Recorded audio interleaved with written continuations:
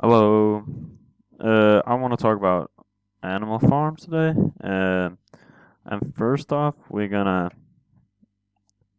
do a little summary. So the whole story kicks off on a manor farm where all the all the animals are owned by Mr. Jones. Mr. Jones begins to get sloppy and drunk, and he can't really tend to the animal that well. So one day, the oldest and wisest pig, Major, had a dream where he saw revolution or a wish for the animals to have a better life. Um,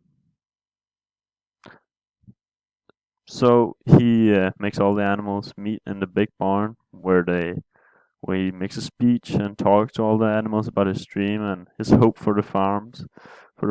And that's all good. And then the next day he passes away.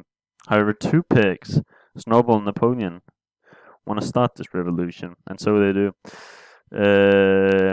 They start by kicking Mr. Jones off the farm, uh, and then uh, they start working. They want to have their own farm and have their own lives, so they tend to the land and make sure they feed themselves.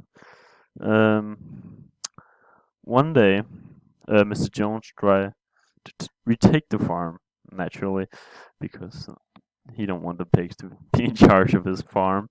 Um, and it ends out in a big battle, which the animal called the Battle of Cowsheds, and they win.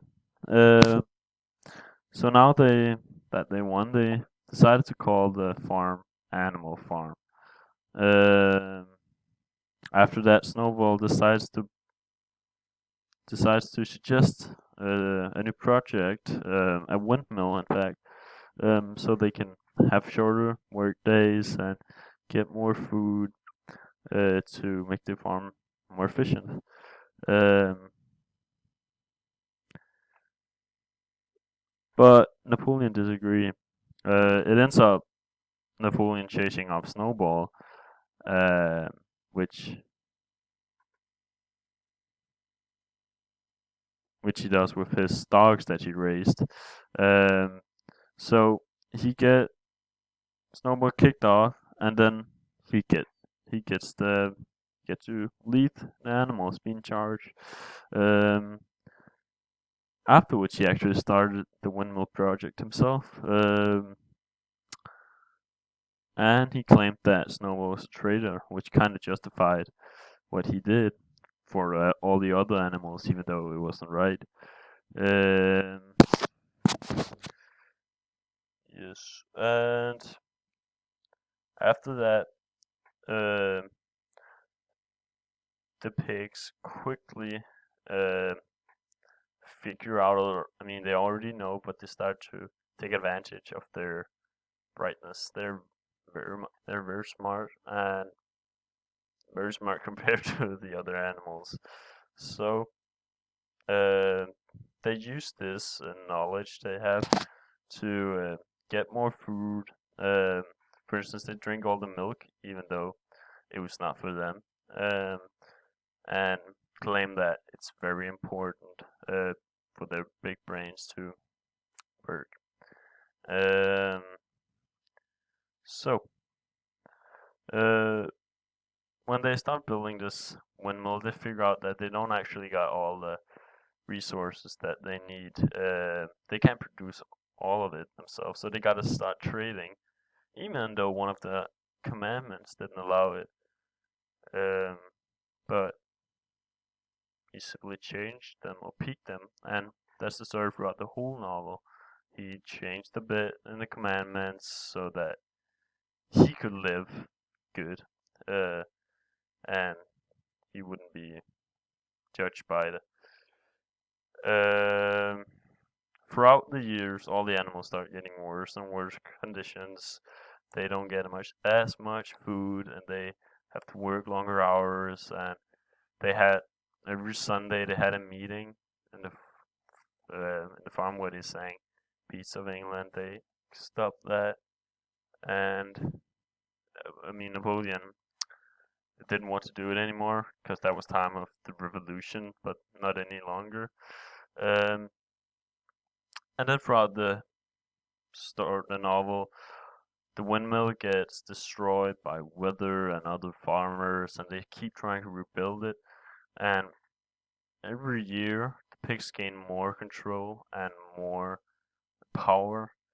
Um, and in the end, only one commandment are left, which is all animals are equal, but some are more equal than others. Um, which basically means that they can have human over drink and all that. And the story ends where the animals peek inside the windows, seeing pigs and humans, but can't tell them apart. Alright, now we move on to the analysis. And the first one, we're going to talk about why the animals. I mean, why did George Orwell use these animals? And basically, it's just to keep the book simple. He wants the novel to be easy to understand and relate to. The characters has another point is that the characters have different values, pros and cons, and that can be set to humans as well. That can be, set for humans as well. I mean, for example, the horse is a hardworking man, the pigs are the smart politicians or rulers. So they got these different characters in the form of animals. This way, the model makes, the working class and the leading class easier to understand. Then we got the context. I mean, what's important to know to truly understand this novel? And it's clear that Animal Farm portrays the Soviet Union and how corrupt it was, but actually also how the intention was good, but it wasn't done very well, so it ended up like Animal Farm. And it somehow gives a perspective of the real world, especially the communists and how they worked. Yep, and then we got the.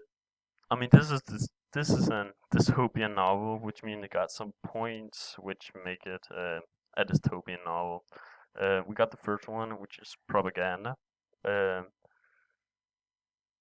So that's in the story, Squealer, who is really good at talking and getting all the animals convinced that something is right and something is wrong, something is false and something is true.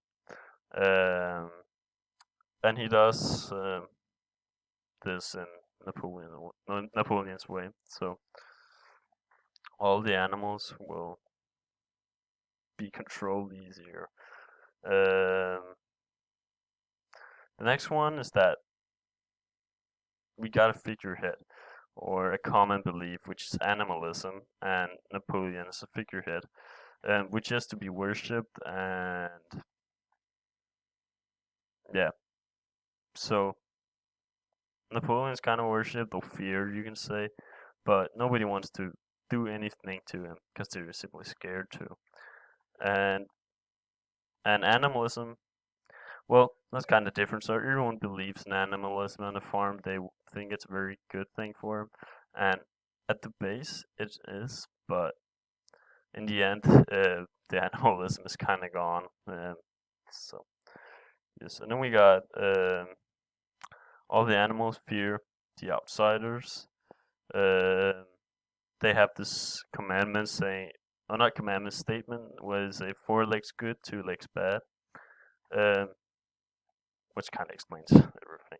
But I mean, that get erased from the commandments, or yeah, not commandments, but they don't. Yeah, yeah.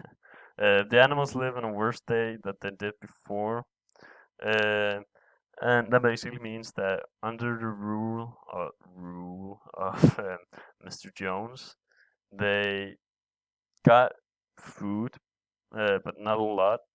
And in the start, they got a lot of food on Animal Farm, and they lived good. But that decreased, so now they don't get a lot of food, and they have to work a lot. So not exactly an ideal society. Um, and the last thing is that all the pigs portray the society as a perfect society, even though it's not, which also is a dystopian characteristic. Then we got some of the symbols. We have the windmill project, which Napoleon started, but pigs don't really work on it. It's all the other animals. Um,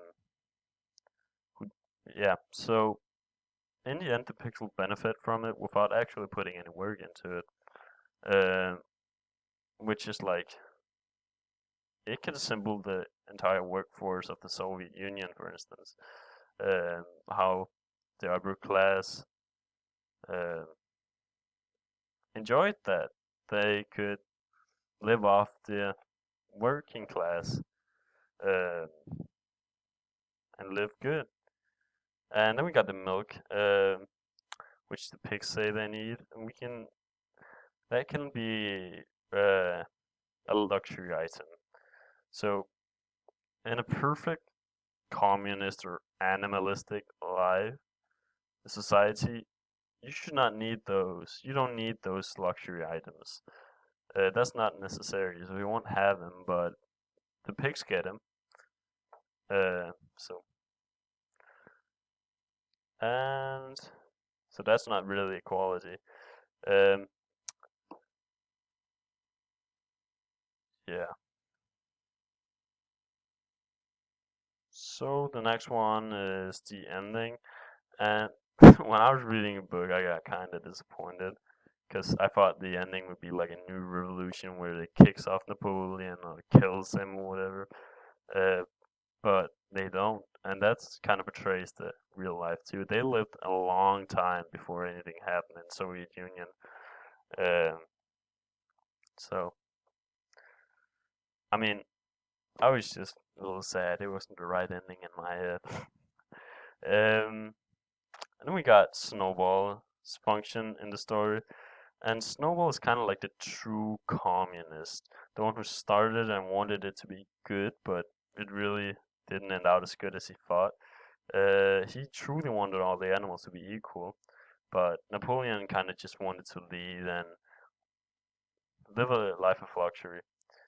Um, and even though he's this true communist in the start, in real life, the true sorry, I don't remember his name, but uh, he got removed by the Soviet Union's leaders. Um, but in the end, they still mention him and cuss him out. And that way, I kind of think that he could be portraying the West as well, like how there was this uh, people were hating on the West, and there was this rivalry between the West and the East. So that's what I maybe think that he could portray. And then we got the last one, which is the message. Well, I've said that corruption can happen anywhere and force the society to its knees. And well, that's basically what I thought is that all the animals are being corrupted and cheated of their equality. Um, and even though this animal farm is kind of cute, you can say. They it's with animals, and it's just animals in the end, but it kind of portraying the real life.